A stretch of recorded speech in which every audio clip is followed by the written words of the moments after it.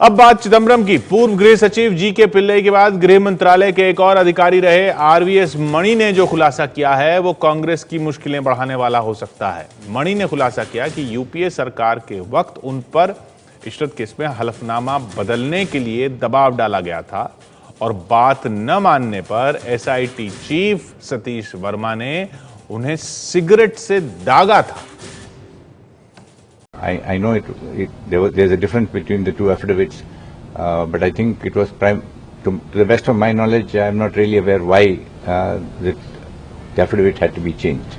चिदंबरम साहब एक दिन आए, फाइल बड़े हड़बड़ी मची, एक दिन फाइल लेके उन्हीं के चले। अब किस लेवल पे ये दूसरा एफिडेविट का मसौदा बना, इससे मैं ज्ञात नहीं हूं। ये मैं जरूर कह सकता हूं कि मेरे लेवल से और मेरे से 2 लेवल ऊपर वरिष्ठ अधिकारी जो हैं उन लेवल पे इसका मसौदा तैयार नहीं किया। पूर्व गृह सचिव जी.के. पिल्लई के बाद अब पूर्व अंडर सेक्रेटरी आर.वी.एस. मणि ने भी आरोप लगाया है कि गृह मंत्री रहते हुए चिदंबरम ने इशरत जहां एनकाउंटर पर गृह मंत्रालय के हलफनामे को बदलवाया था और दूसरे हलफनामे से इशरत के लश्कर कनेक्शन की बात हटा दी गई थी। मणि का कहना है कि बिना अधिकारियों की सलाह के खुद चिदंबरम ने दूसरा हलफनामा तैयार करवाया था। मणि का आरोप है कि हलफनामे पर दस्तखत करने के लिए उन पर दबाव डाला गया। बात न मानने पर एसआईटी चीफ सतीश वर्मा ने उन्हें सिगरेट से दागा था और उन्हें लगातार टॉर्चर किया गया। जितना हरास मेरे को किया गया पता नहीं काफी कम लोग झेल पाएंगे। सीबीआई के अफसर चेंज कर रहे हैं। मंदिर जाऊं तो मंदिर तक नहीं छोड़ा भाई, मंदिर में मेरे पीछे सीबीआई के अफसर लग गए। मणि के खुलासे के बाद चिदंबरम एक बार फिर बीजेपी के निशाने पर हैं। चिदंबरम साहब ने एफिडेविट को क्यों चेंज किया और क्यों कहा कोई कंक्लूसिव प्रूफ नहीं है? श्री मणि ने यह कहा है कि मुझे दबाव देकर करके उसको साइन करके फाइल करने के लिए कहा गया। आर.वी.एस. मणि ने एक और बहुत गंभीर बात बताई है कि उनको सिर्फ दबाव नहीं दिया गया, उनको टॉर्चर किया गया। The officer was tortured also, and the chief of the SIT even sought to burn his pant by cigarette butts. BJP ने आरोप लगाया है कि सोनिया गांधी के कहने पर चिदंबरम ने मोदी और अमित शाह को फंसाने के लिए साजिश रची थी।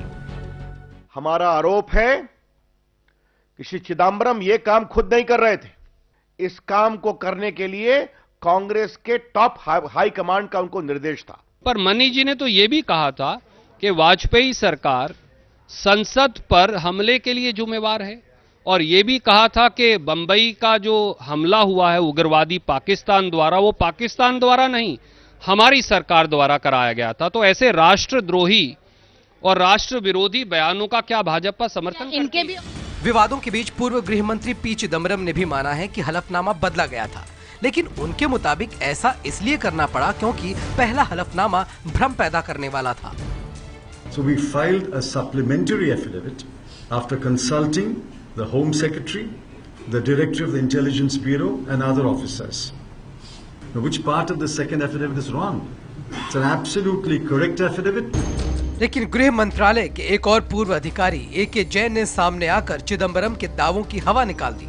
ए.के. जैन इशरत इनकाउंटर के वक्त गृह मंत्रालय में ज्वाइंट सेक्रेटरी थे। जैन ने कहा कि जांच के दौरान ये बात पहले दिन से ही पता थी कि इशरत और उसके साथियों के आतंकी संगठन से रिश्ते हैं। जैन ही वो अधिकारी थे जिन्हें इशरत और उसके साथियों से जुड़े तथ्य जुटाने की जिम्मेदारी सौंपी गई थी। Soon thereafter, there were a number of allegations that certain innocent people had been killed on the outskirts of Ahmedabad by the police.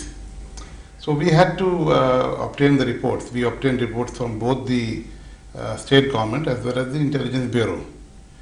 And the reports were quite, right from day one in fact, the reports were quite clear that these outfits, they had some association with the terrorist groups and that they were out on a mission to kill some VIPs.